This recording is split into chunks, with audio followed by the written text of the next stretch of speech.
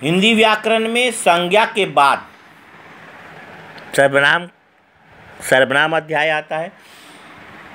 जिन शब्दों का किसी न किसी रूप में नाम होता है, नाम वाले शब्दों को हम लोग संज्ञा कहते हैं।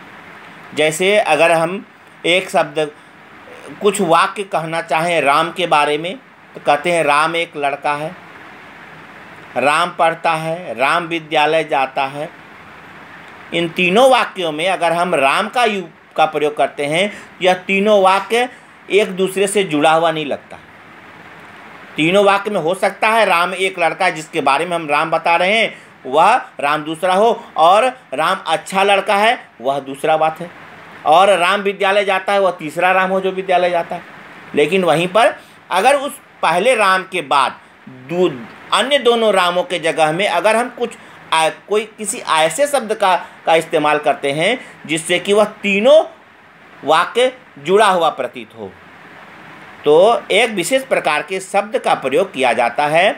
जिन शब्दों को हम लोग संज्ञा के बदले में आने वाला शब्द कहते हैं, जिसे सर्वनाम के नाम से जानते हैं। इस अध्याय में हम लोग सर्वनाम के बारे में ही जानेंगे। विभिन्न प्रकार के सर्वनाम के शब्द जो संज्ञा के बदले में प्रयोग में आते हैं उन्हें हम सर्वनाम कहते हैं। जब वाक्य में संज्ञा का एक से अधिक बार प्रयोग हो तो बोलने लिखने में एक प्रकार का अटपटापन लगता है। इसके लिए हम लोग इसका प्रयोग करते हैं और इस कारण से वह एक विशेष प्रकार के अन्य शब्दों का प्रयोग किया जाता है, जिसे हम लोग सर्वनाम कहते हैं ना। सर्वनाम की परिभाषा इस प्रकार से दी जा सकती है कि वाक्य में जो शब्द संज्ञा के स्थान पर आए उसे सर्वनाम कहते हैं, है ना। हाँ, जैसे कहें रमेश आगरा गया था वह कल लौटा है। यहाँ दोनों वाक्य एक दूसरे से जुड़ा हुआ प्रतीत होता है कि रमेश आगरा गया था वह कल लौटा है, अर्थात वही लौटा है कल, है ना। तो चित्रा माँ के साथ आई है ना। तो ठीक है, चित्रा माँ के साथ आई है, वह बाजार घूमने गई है। अगर यह कहें तो चित्रा माँ के साथ आई है और वह बाजार घूमने गई है, तो वहाँ पर चित्रा कहने की जरूरत नहीं है, तो यह समझ में आ जाएगा कि वह बाजार घूमने गई है। ठीक है। इसके बाद कहें कि पुस्तक पर मत लिखो वह गंदी हो जाएगी, तो पुस्तक पर मत लिखो वह गंदी हो जाएगी, तो पुस्तक गंदी हो जाएगी, कहने की जरूरत नहीं है। पुस्तक की जगह पर वह शब्द का प्रयोग किया गया है यहाँ पर भी। महेश बाहर गया है वह हमारे साथ नहीं चल पाएगा, तो रमेश नहीं चल पाएगा, रमेश की जगह पर वह शब्द का प्रयोग किया गया है। चंचल गिर पड़ी उसे चक्कर आ गया, तो चंचल की जगह पर उसे शब्द का प्रयोग किया गया है, उसको चक्कर आ गया, उसे चक्कर आ गया। इस प्रकार से इस तरह के सारे शब्द जो संज्ञा के स्थान पर प्रयोग किए गए हैं वे सारे शब्द सर्वनाम कहलाते हैं। सर्वनाम के मुख्य रूप से 6 भेद होते हैं। पहला पुरुषवाचक सर्वनाम, निश्चयवाचक सर्वनाम, अनिश्चयवाचक सर्वनाम, संबंधवाचक सर्वनाम, प्रश्नवाचक सर्वनाम और निजवाचक सर्वनाम। यह 6 भेद जो है वह इन नामों को याद करेंगे, बोलकर पढ़ेंगे और याद करेंगे। ठीक है। हाँ, तो सर्वनाम के 6 भेद हैं। पुरुषवाचक सर्वनाम, निश्चयवाचक सर्वनाम, अनिश्चयवाचक सर्वनाम, संबंधवाचक सर्वनाम, प्रश्नवाचक सर्वनाम और निजवाचक सर्वनाम। अब प्रत्येक में कौन कौन से शब्द होते हैं इसका वर्णन इस प्रकार से। पहला पुरुषवाचक सर्वनाम, जब हम बातचीत करते हैं हाँ, तो उसमें 3 तरह के लोग होते हैं। एक बोलने वाला, दूसरा सुनने वाला और तीसरा जिसके बारे में हम कहते हैं, या वह वस्तु होता है, व्यक्ति होता है, या कोई स्थान होता है जिसके बारे में हम बात करते हैं। ठीक है। ये 3 तरह के शब्द होते हैं। जो पहला बोलने वाला होता है वह उत्तम पुरुष कहलाता है, दूसरा जो सुनने वाला है वह मध्यम पुरुष होता है, और तीसरा जिसके बारे में हम बात करते हैं वह अन्य पुरुष होता है। ठीक है। हाँ, जो किसी व्यक्ति के स्थान पर आए, किसी व्यक्ति के नाम के स्थान पर जो शब्द आता है उसे पुरुषवाचक कहते हैं। इसमें बोलने वाला, सुनने वाला और जिसके बारे में कहा जाए, यह 3 तरह के पुरुष इसमें आते हैं। इसलिए इसके 3 भेद बतलाए गए हैं। उत्तम पुरुष, मध्यम पुरुष और अन्य पुरुष, यह 3 सर्वनाम है।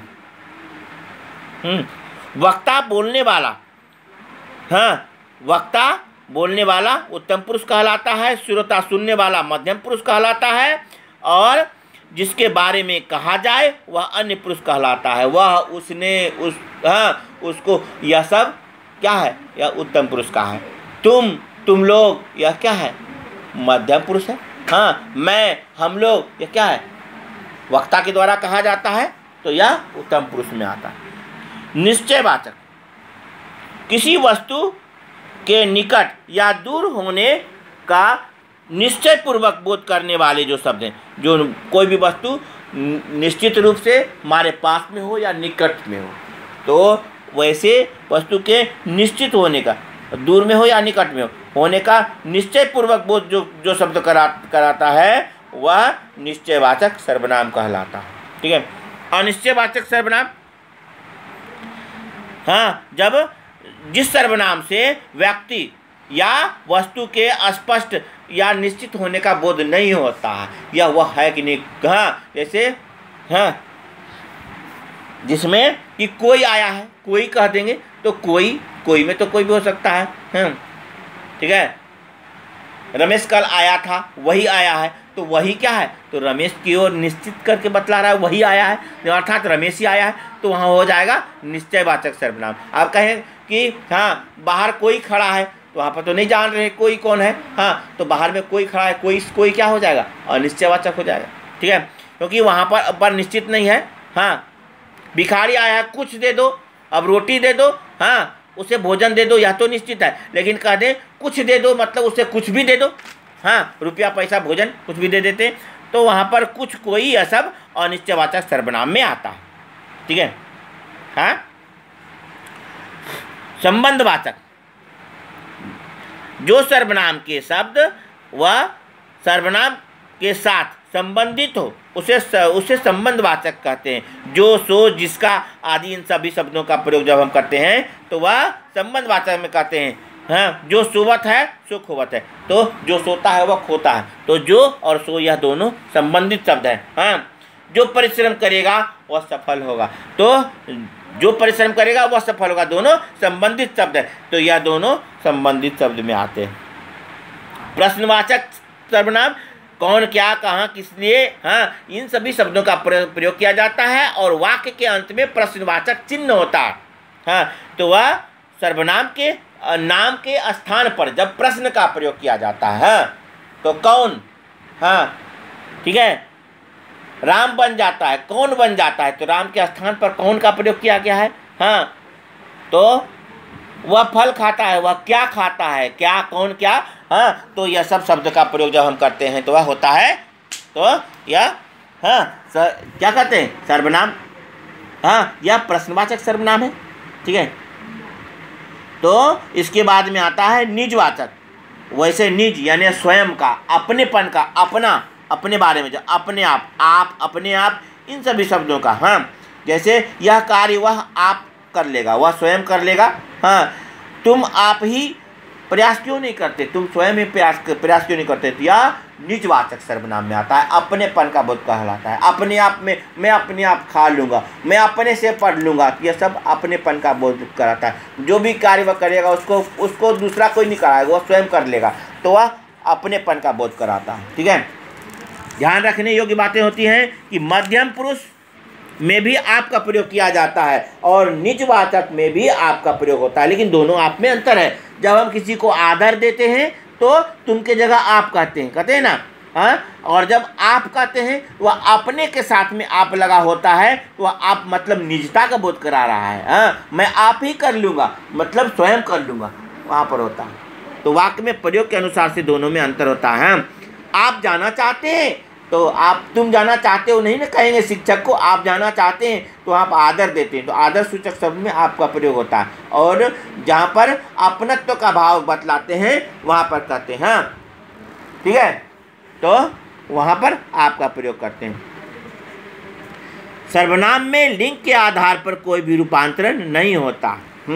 जैसे उसने खाना खाया, या पुल्लिंग और स्त्रीलिंग दोनों के लिए प्रयोग किया जाता है। प्रसर्ग रहित जो है प्रसर्ग के बिना सर्वनाम में क्रिया से उसके लिंग का ज्ञान हो जाता है। बिना प्रसर्ग का लगा होता है तो वह गया, वह गई, इससे पता चल जाता है। अगर उसमें प्रसर्ग यानी कि उसमें विभक्ति नहीं लगा हुआ है, हाँ, तो उससे पता चल जाता है। अब अगर विभक्ति लगा हुआ है, जैसे उसने खाया, हाँ, तो वहाँ पर उसने खाया तो दोनों को कहते हैं, वह स्त्री पुरुष दोनों के लिए होता है। लेकिन अगर विभक्ति नहीं लगाए हैं तो वहाँ पर तो स्त्रीलिंग पुल्लिंग का ज्ञान हो जाता है। वचन कारक के आधार पर सर्वनाम में परिवर्तन होता है। लिंग वचन काल कारक के आधार पर परिवर्तन होता है, इसलिए इसको विकारी शब्द कहते हैं। तो कहते हैं वचन और कारक के आधार पर भी सर्वनाम में परिवर्तन होता है। जैसे मैं एक वचन का शब्द है, और अगर कहें हम लोग तो यह बहुवचन का शब्द है। मैं के स्थान पर हम लोग। तुम कहते हैं तो एक का बोध होता है, तुम लोग कहते हैं तो बहुत सारे लोगों का बोध होता है। वह कहते हैं तो एक आदमी का, एक वह जिसके बारे में हम बात कर रहे हैं वह लड़का है। अब वे लोग लड़के हैं तो बहुत सारे लड़कों का बोध हो रहा है, तो वहाँ पर वे के जगह वे लोग। तो इस अनुसार से सर्वनाम में जो है वचन के अनुसार से परिवर्तन हो रहा है।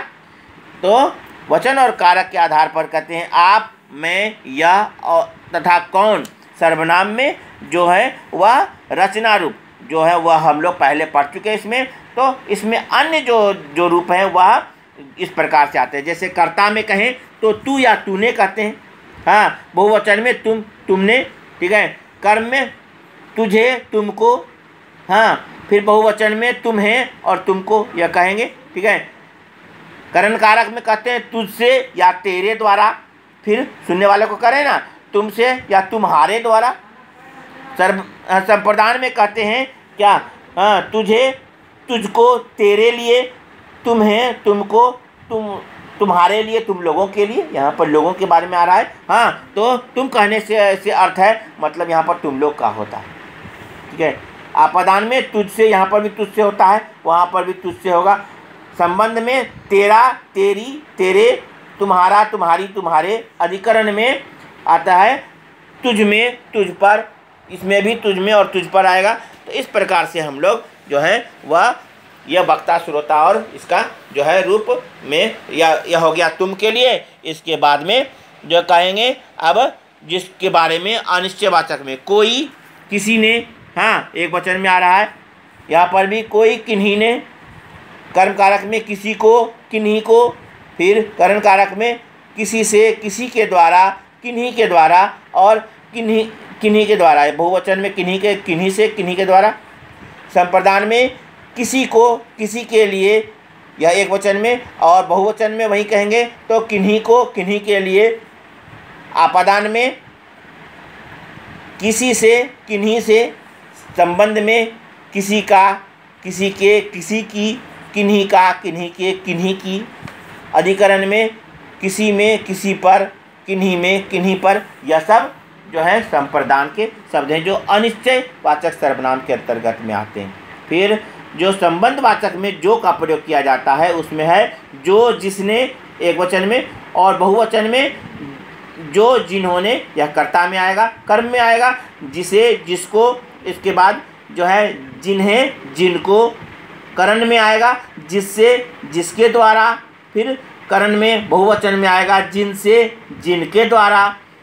संप्रदान में कहेंगे जिनसे, जिनके लिए, जिनको, या और बहुवचन में कहेंगे जिनके लिए, जिनको। इसमें सेम होता है, बराबर होता है, हाँ। तो आपादान में कहेंगे जिससे, जिनसे। आपादान में एक वचन में जिससे, और बहुत सारे हैं तो जिनसे कहते हैं। संबंध में जिसका, जिसके, जिसकी, और अगर बहुवचन में है तो जिनका, जिनके, जिनकी, हाँ। अधिकरण में जिसमें, जिस पर, या बहुवचन में है तो जिनमें, जिन पर। इस प्रकार से यह जो है मध्यम पुरुष सर्वनाम, अन्य अनिश्चयवाचक सर्वनाम और संबंधवाचक सर्वनाम के विभिन्न प्रकार के यह शब्दों की तालिका थी जो कि इस प्रकार से कारक के आधार पर बदलती हैं वह वचन के अनुसार से। ठीक है, पढ़ें समझें अपने पुस्तक के अनुसार से और सर्वनाम के अध्याय को अच्छी तरह से समझकर याद करें।